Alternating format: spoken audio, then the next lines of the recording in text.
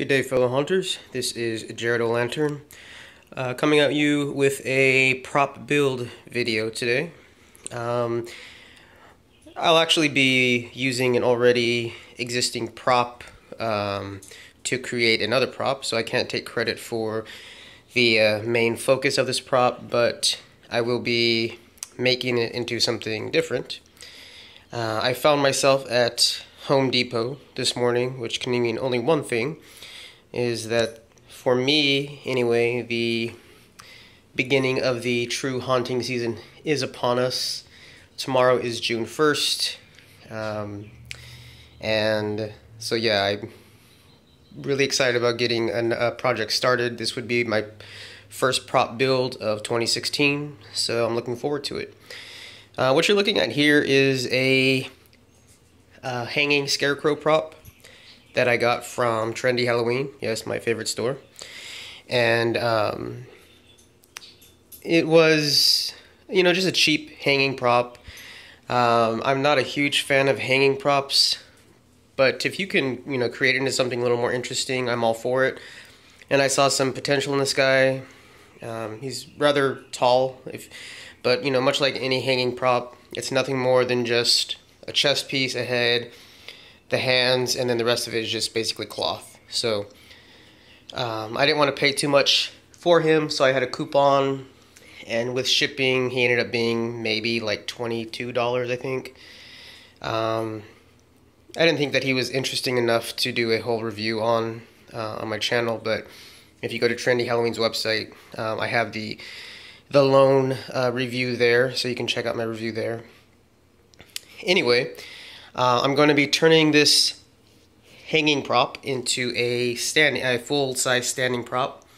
And his face really is creepy, and he will be one of many Scarecrow type of figures that I'm going to be doing this year. I'm really looking for a lot of props, a lot of static props for my, the haunted pumpkin patch theme that I have.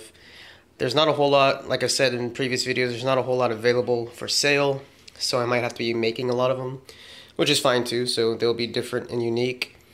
I'll just show you the very few items that I'll be using. First and foremost, obviously, is the prop itself, and his eyes do light up red, and I don't know if you can tell, but the eyes are kind of offset of where they should be, so if I can get inside of his the light source there inside the head, I'm going to try to shift the bulb over a little bit to make sure that the eyes are being lit up properly. Haunter's best friend, I have some PVC pipe, 3/4 inch, PVC cutter, of course.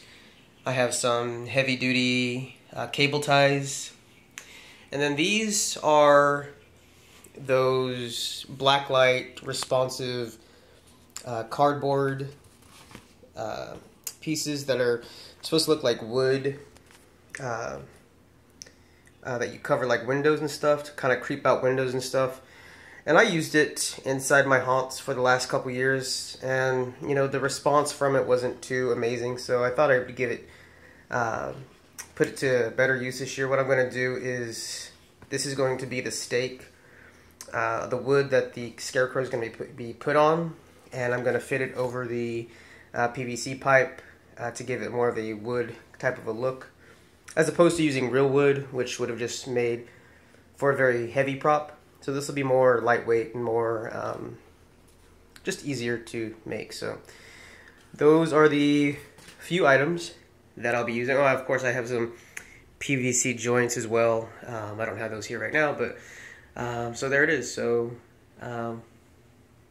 we'll get started on the actual build. So the first thing I've decided to do is I'm getting rid of these, like, there's no other way to say it, but rat butts. They have climbing all over him. They look super just tacky, and they kind of make it look stupid. So I'm getting rid of these rat butts, like I said. And they're just glued on, and this one is on with the cable tie. I'll just have to cut that. And the next thing I did over here was I took the fake wood pieces Here's one that hasn't been cut yet, and I'm just cutting it in half lengthwise. And so this is basically going to go over the PVC to give it a stake-like effect. Another thing I always like to do with when I'm using PVC for props is to cut the bottom end of one of the PVC pipes at kind of like an angle, and that will help with the insertion into the ground. Now if I am not actually going to be putting this into dirt, because it's very likely this might go indoors, I'll just attach a joint at the bottom and then just make like a four-legged stand at the bottom for this guy. Alright, so the next part that I did for this build was I took the wooden planks that I had cut lengthwise in half, and I just secured them to the PVC, and I just did it with the zip ties. And that's the cool thing about zip ties, is that they really are either permanent or temporary, because these aren't going anywhere, but if I do want to change it, I definitely can. And as you can see right here, I just used the basic 3/4 inch PVC connector piece. So that way I'm going to go ahead and to store it, I'll just take that apart, and this will kind of fold up into two pieces, so it's not so big when I store it away, because we still have the body, of course, to deal with, and the arms that will be outstretched. And now, as you can see, all I've done is just put the four-way connector piece at the top of the entire connected PVC thing here, and then I've added the two PVC pieces that will be for his arms that will I'll go ahead and connect those now. Alright, you guys, so here is the finished product for the actual tee that the Scarecrow will be on. I didn't want to take the center, this part, too much higher, because I didn't want it to start looking like an effigy of of Christ on the cross or something. So I kind of kept the instead of a lowercase t, it's more of like a capital T. But I think once the character is on there, it really won't matter. So, all right, you guys, here is the finished product of my Scarecrow. As you know, he was originally just a hanging prop, and I've turned him into pretty much a life-size static prop. And from the bottom of the stake to the top of his head, he's about 6 feet tall, so he's pretty good size. I kind of want to make him taller, and the only thing I'd have to do is just get another one of those simple two-ended connector pieces and just add it to the bottom. I think that would just make him seem more intimidating during display time. But yeah, I'm pretty happy with the outcome. Let me know what you guys think. And like I said, you can get this Scarecrow for really cheap on Trendy Halloween.